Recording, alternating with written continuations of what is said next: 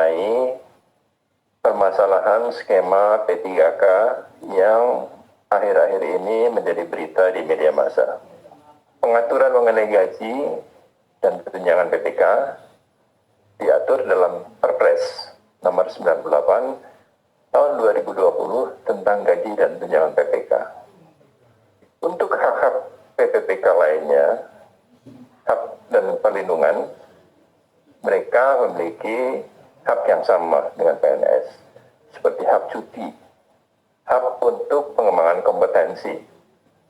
PPK juga mendapatkan perlindungan jaminan hari tua, jaminan kesehatan, jaminan kecelakaan kerja, hingga bantuan hukum seperti yang diperoleh PNS sebagaimana tercantum pada pasal 22 dan pasal 106 Undang-Undang nomor 5 tahun 2014 serta pasal 75 Peraturan Pemerintah nomor 49 tahun 2018 tentang manajemen PPPK. Kelebihan lain dari sistem PPPK ini adalah pelamar tidak terikat batas usia maksimum 35 tahun seperti yang berlaku bagi PNS. Seseorang jika memenuhi persyaratan yang ditentukan dapat mengisi jabatan PPK pada posisi yang diinginkan. Dengan rencana rekrutmen melalui skema PPPK ini, seorang calon PPK tidak harus memulai karir dari bawah seperti yang telah saya jelaskan sebelumnya.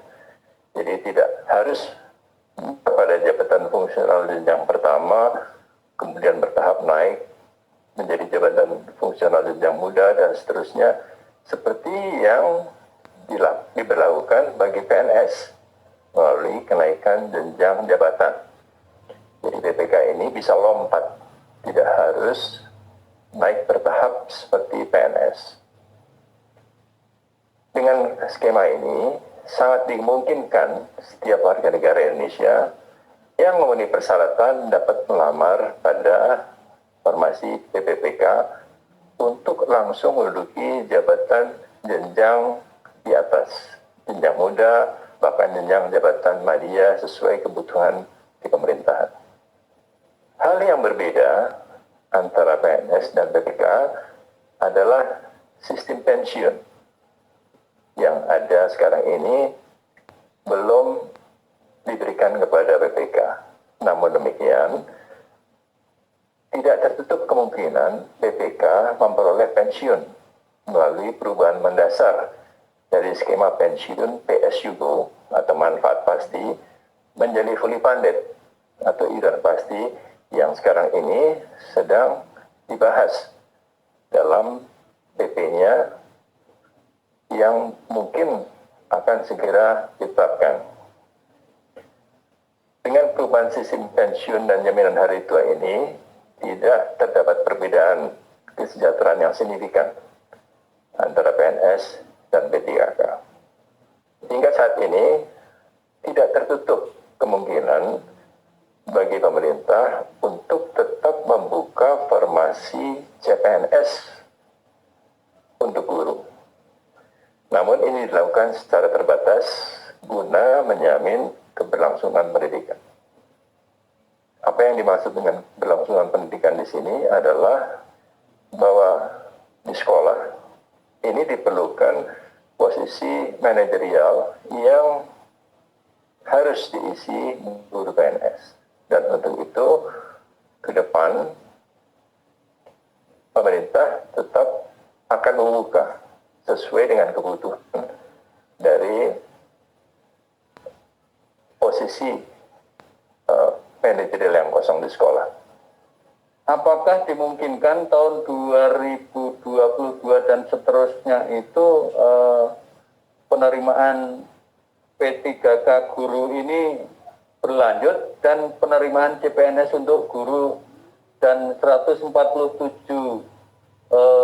jabatan yang dimungkinkan diisi oleh PPPK ini tetap juga diisi oleh CPNS, Pak. Itu pertanyaan yang pertama, Pak. Silakan, Pak, untuk ditanggapi. Baik. Untuk guru ini kami masih akan berkonsentrasi untuk melakukan seleksi 1 juta guru PPPK.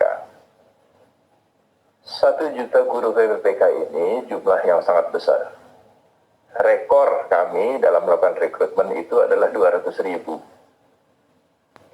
1 juta itu 5 kali lebih besar dari yang biasa kami lakukan. Jadi 1 juta guru ini diharapkan dapat mengisi kosongan guru di semua sekolah yang ada di Indonesia. Sehingga tidak terjadi lagi permasalahan kualitas pendidikan karena tidak adanya guru.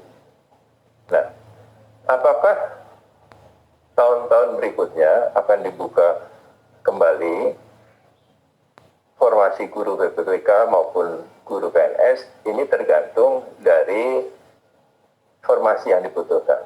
Berapa yang pensiun, berapa yang diperlukan untuk rekrutmennya, itu nanti akan dihitung kemudian.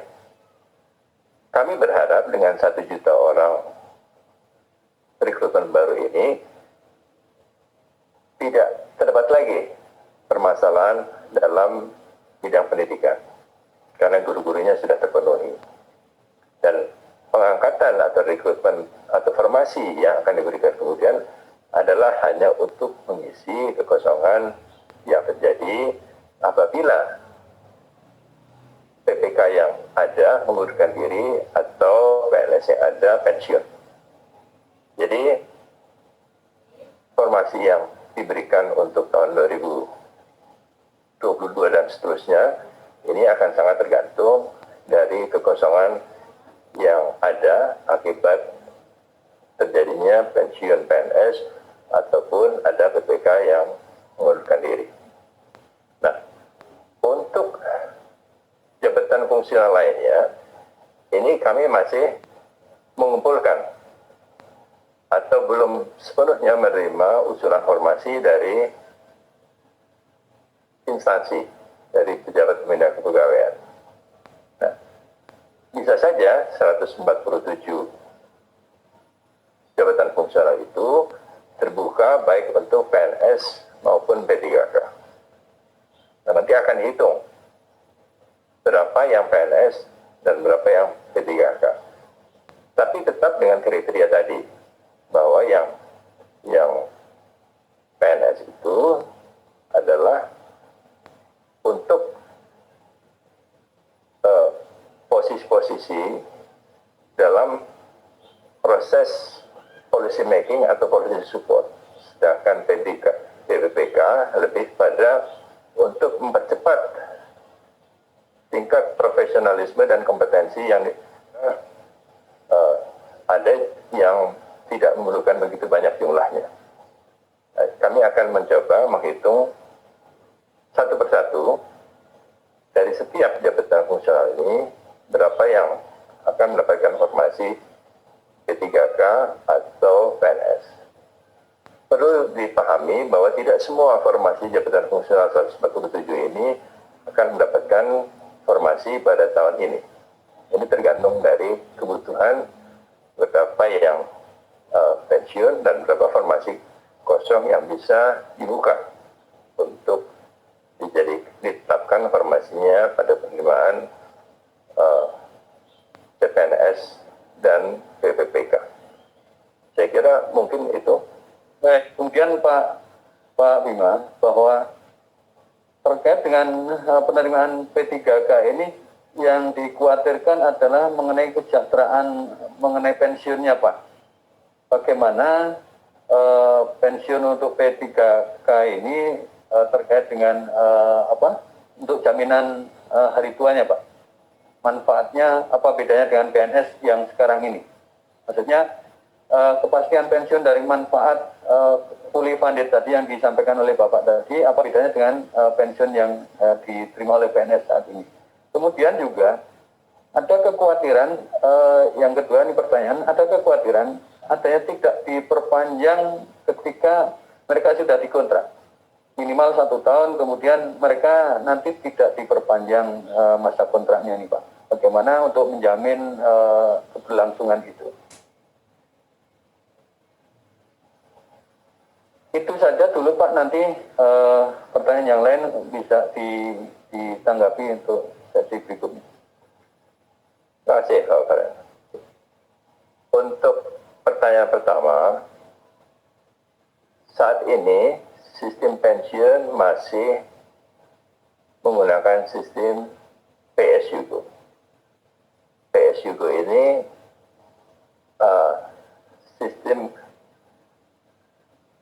PNS membayar iuran yang sangat kecil, kemudian mendapatkan tunjangan hari tua yang dibayarkan sekaligus, dan juga mendapatkan uang pensiun bulanan yang jumlahnya tidak memadai. Nah, sistem ini dibebankan kepada APBN, sehingga beban APBN untuk membayarkan pensiun ini menjadi sangat besar. Untuk ke depan, sistem ini akan diubah menjadi fully funded. Kalau PSUGO itu adalah iuran pasti, manfaat pasti. Jadi, sekecil apapun jumlah iurannya, jumlah pensiun yang diterima, itu tidak berkurang. Itu manfaat pasti PSUGO. Nah, ini akan pertama tidak memadai dan juga memberatkan APBN. Sistem ini akan diubah menjadi fully funded. Fully funded itu PNS akan membayar iuran sebesar persentasi dari pendapatannya, take home pay-nya, bukan dari gajinya. Sehingga kemudian uang pensiunnya akan mendapatkan besaran yang lebih baik dari sistem PSUGO. Nah, sistem fully funded ini sekarang ini masih sedang disusun peraturan pemerintahnya, dan diharapkan dalam waktu tidak terlalu lama peraturan pemerintah ini bisa segera dilaksanakan. Jadi upaya untuk melakukan penyusunan PT ini sudah dilakukan sejak lama.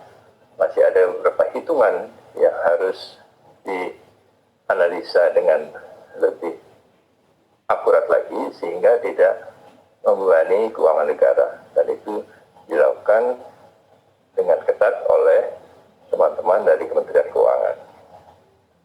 Nah, ada ketakutan bahwa BPK ini karena kontraknya dapat diputus dengan semena-mena. Tidak begitu. Jadi perjanjian kerja itu bukan hanya perjanjian mengenai batas waktu, tapi lebih kepada perjanjian apa-apa yang harus dilakukan dan bagaimana mencapai target-target pencapaiannya.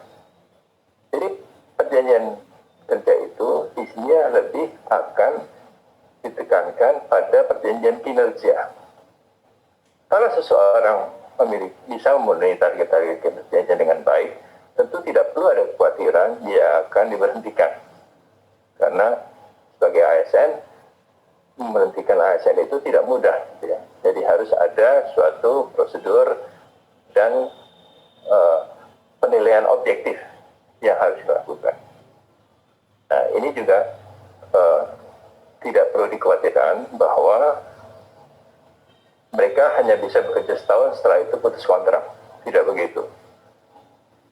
Untuk memutuskan hubungan pegawai honorer saja tidak mudah, apalagi pegawai ASN. Nah, pada saat yang sama, PNS pun juga harus memenuhi kinerjanya.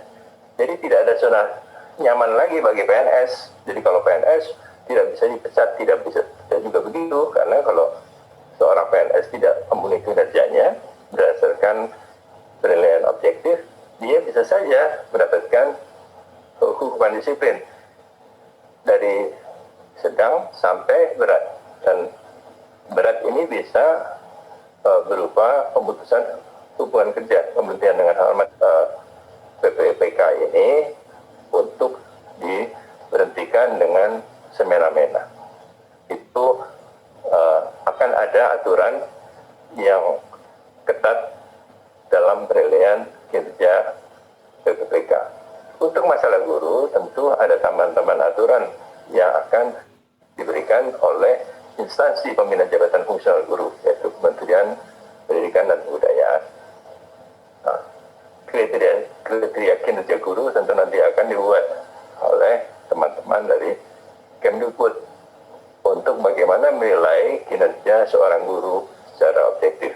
Nah, kalau guru ini penilaiannya baik secara objektif, tentu tidak bisa dilakukan pemberhentian begitu saja, karena PPPK ini mendapatkan NIP yang akan diberikan oleh DKN. Jadi setiap penerimaan, penetapan, dan pemberhentian seorang pegawai wanita dengan perjanjian kerja akan masuk dalam database ASN di BKN. Jadi tidak, di dalam undang-undang memang tidak dicantumkan mengenai jaminan pensiun bagi PPPK, tapi bukan berarti tidak boleh didesain tata cara untuk mendapatkan pensiun bagi PPPK ini. Jadi ini upaya-upaya yang sedang kami lakukan untuk memberikan kesejahteraan yang memadai, baik dari sisi gaji, pendapatan, hak perlindungan, maupun juga kesempatan atau kemungkinan untuk mendapatkan jaminan pasca kerja atau pensiun yang kami akan coba susun bersama-sama dengan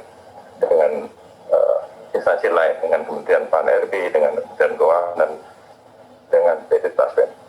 Saya kira itu yang dapat saya sampaikan.